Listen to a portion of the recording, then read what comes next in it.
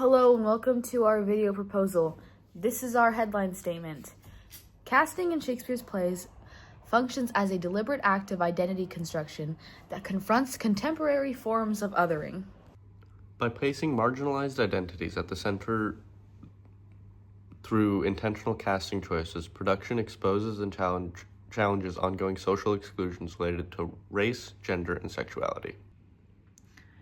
Through Titus Andronicus, Much Ado About Nothing, and A Midsummer's Night's Dream, these productions reveal how Shakespeare can be reclaimed as a space for 21st century conversations about belonging, power, and representation. Our overarching question for this is, how do contemporary casting choices in Shakespearean productions confront and challenge the modern social othering, reshaping identity and reclaiming space for historically marginalized groups in classical narrative? Okay, now we're going to talk about some of the stuff, our agenda, if you will, and what this video project will explore as follows.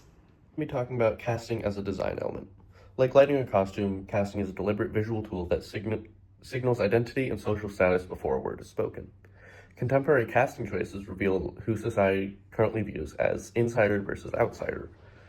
We see an example of this in Titus Andronicus with the casting of the Goths as exclusively people of color, which mirrors how racial groups are seen as outsiders and threats in Western societies today. This design choice highlights how people of color are often stereotyped as barbaric or foreign in dominant narratives, reflecting 21st century racial anxieties and xenophobia and fear of foreigners. The casting forces audiences to grapple with modern parallels of racial othering and exclusions embedded in the play's power struggles between the Goths and Romans. Our second topic will be challenging social norms of desirability and representation through casting. Moving to Much Ado About Nothing, casting the main romantic leads as people of color challenges the deep-rooted social narrative about who is seen as desirable, virtuous, or worthy of love.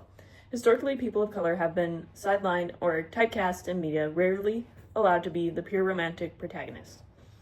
This kind of casting directly confronts stereotypes that frame people of color, especially women, as hypersexualized or unworthy of traditional romantic narratives. Instead of erasing their choice, uses it to add a depth and social context to the characters. It asks the audience to rethink not only the character stories, but also their own assumptions about love, race, and representation in society today. Okay, so now I am going to be talking about A Midsummer Night's Dream and how it offers an opportunity to reclaim Shakespeare for queer and gender diverse audiences. As we saw in the production of Midsummer Night's Dream, there were a lot of great things happening in the play, or having them play queer individuals. This production can actively challenge these heteronormative readings of the play.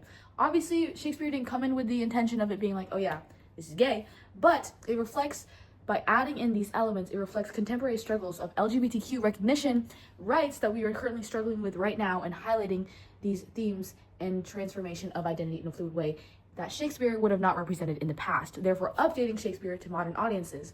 This casting makes the play a space where fluidity and desire is celebrated and affirms that Shakespeare's stories can remain relevant and inclusive to modern audiences whose experiences don't fit into gender and sexuality norms.